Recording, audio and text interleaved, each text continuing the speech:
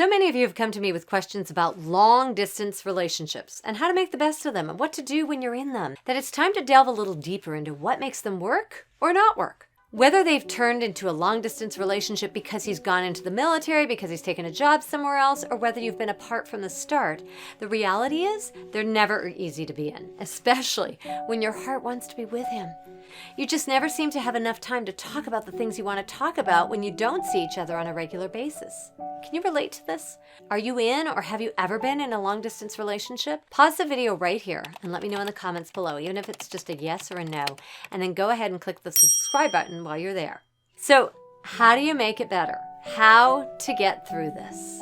What do you do with the insecurities and doubts that this type of relationship inevitably brings up?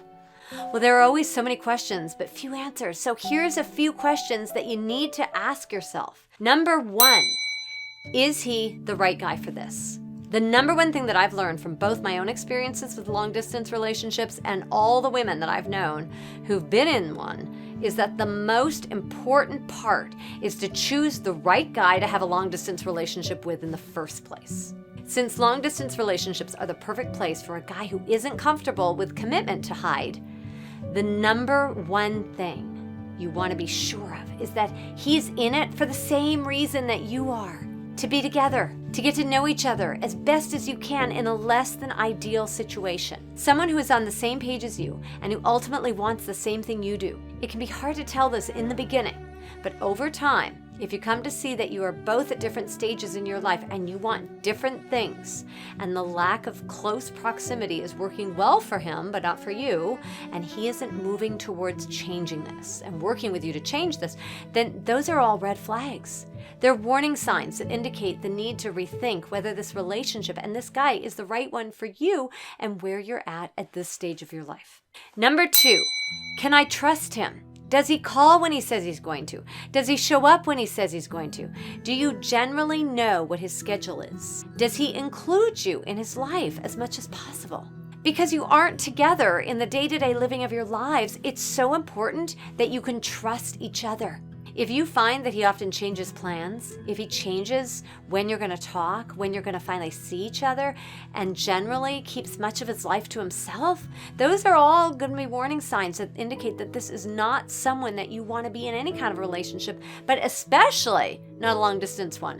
When you can't see him or call him just any time because of either time zones or work schedules or just your different locations, it is absolutely crucial that you feel like you can trust him.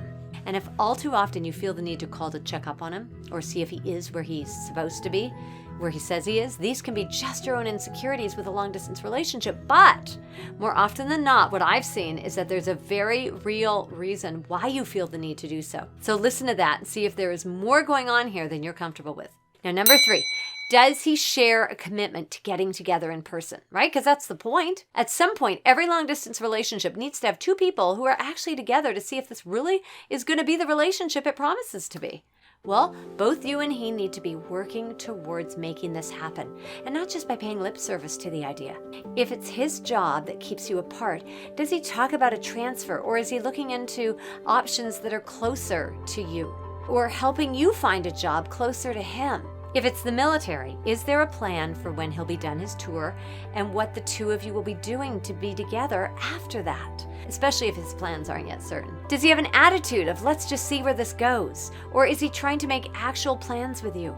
See, there's a big difference between the two, and you want someone who is so excited about finally being together in person with you on a permanent basis as you are about him. Keep living your own life. No matter how much you want to be with him, no matter how much you want to believe that the two of you have what it takes to make this relationship work, the reality is that you only want to commit to him as much as he is making it clear that he's committing to you.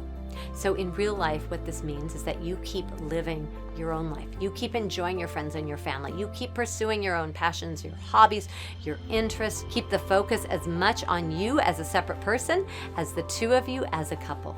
Until he's committed to you, you don't have any real commitment to him.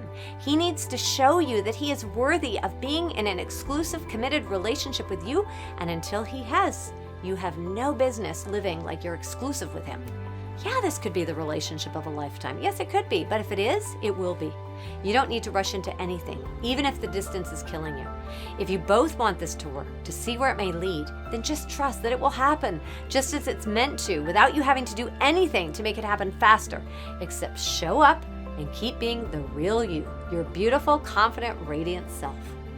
Please consider adding something in our comments section if you're currently in a long-distance relationship or have been in the past. Many of our viewers would love to hear how you coped or are coping, what worked for you and what didn't, what you learned most from the experience, and anything else that you'd like to add that you think could benefit someone else who's going through it. There's a lot of you out there going through it, so you're not alone. I'll see you there.